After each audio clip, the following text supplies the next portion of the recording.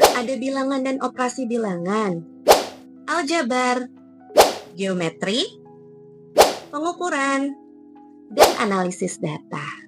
Kira-kira itu semua termasuk pembahasan apa ya dalam mata kuliah kita hari ini? Ayo, sudah ada yang tahu belum? That's right, itu semua termasuk ke dalam ruang lingkup pengembangan matematika untuk anak usia dini. Hari ini kita akan membahas itu.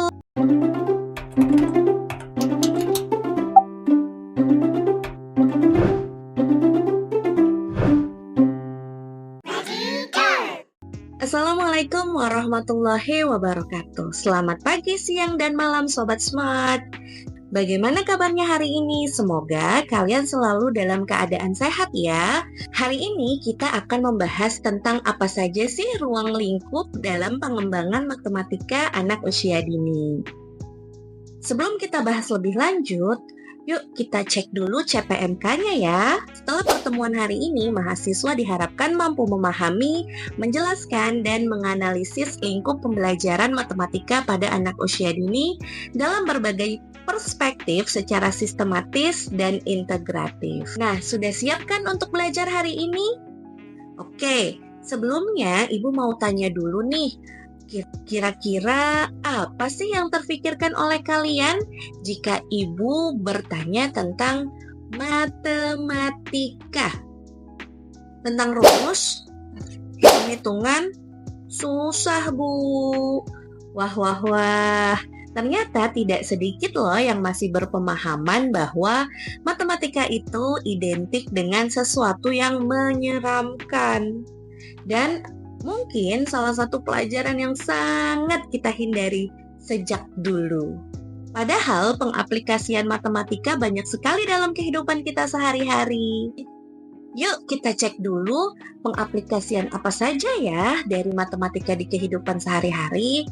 Nah, bisa dalam pengelolaan keuangan, kemudian perencanaan waktu ataupun jadwal, dalam hal memasak dan resep, belanja dan diskon tentunya, di dalam bidang transportasi, teknologi, konstruksi, dan kesehatan.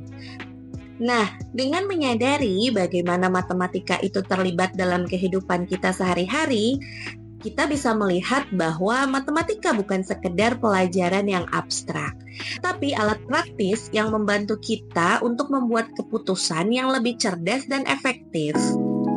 Jadi, penting banget kan mengajarkan matematika sejak anak usia dini? Sekarang kita masuk ke dalam ruang lingkup pengembangan matematika anak usia dini ya. Yang pertama adalah bilangan dan operasi bilangan, di mana anak akan mulai mengenal lambang bilangan yang menjadi simbol dari kuantitas di dunia nyata. Dan pengenalan dengan operasi bilangan yaitu penambahan dan pengurangan, di mana penambahan di sini merupakan proses penggabungan dan pengurangan adalah sebuah proses pemisahan. Yang kedua adalah aljabar. Salah satu kemampuan bermatematika yang digunakan anak dalam sistematika angka yang memiliki pola secara natural dan terstruktur. Nah, pengenalan aljabar ini dimulai dengan anak belajar untuk menyortir, kemudian menggolongkan suatu benda, membandingkan, dan menyusun benda-benda yang berdasarkan bentuk, kemudian jumlah, dan sifat-sifat lainnya. Yang ketiga adalah geometri. Geometri ini berkaitan dengan pernyataan bentuk-bentuk dan hubungan spasial.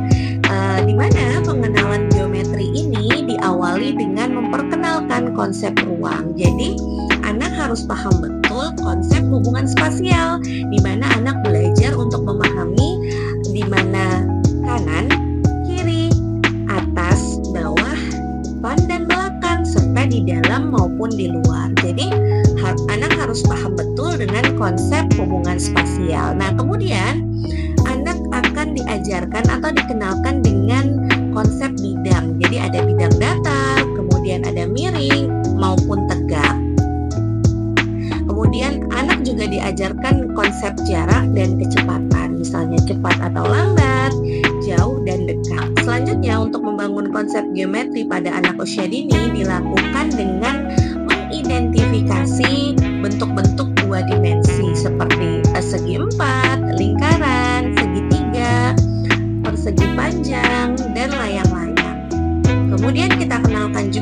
dengan geometri 3 dimensi, yaitu misalnya bola, kemudian tabung, kerucut, ataupun silinder maupun kubus.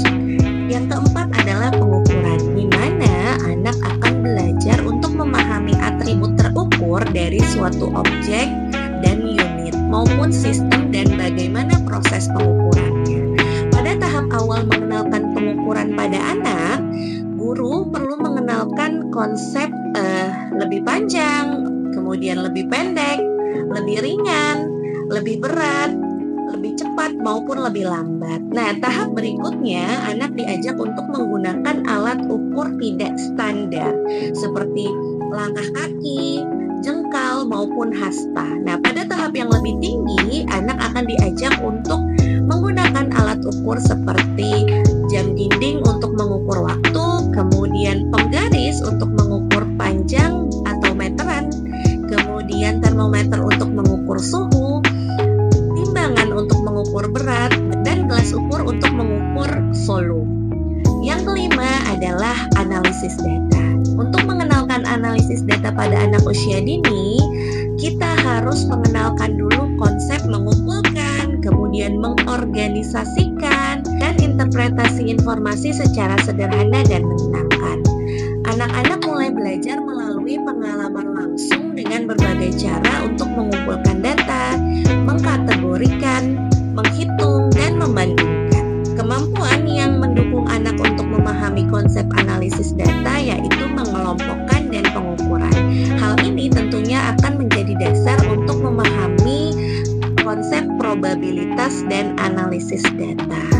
Sampai sini kalian sudah tahu dan paham kan apa saja yang termasuk dalam ruang lingkup pengembangan matematika untuk anak usia dini. Coba kalian jelaskan dan breakdown apa saja kegiatan ataupun permainan yang termasuk ke dalam konsep bilangan, aljabar, geometri, pengukuran, maupun analisis data. Alhamdulillah, akhirnya kita sampai pada penghujung materi kita hari ini. Nah, semangat belajar dan semangat berproses ya. Wassalamualaikum warahmatullahi wabarakatuh.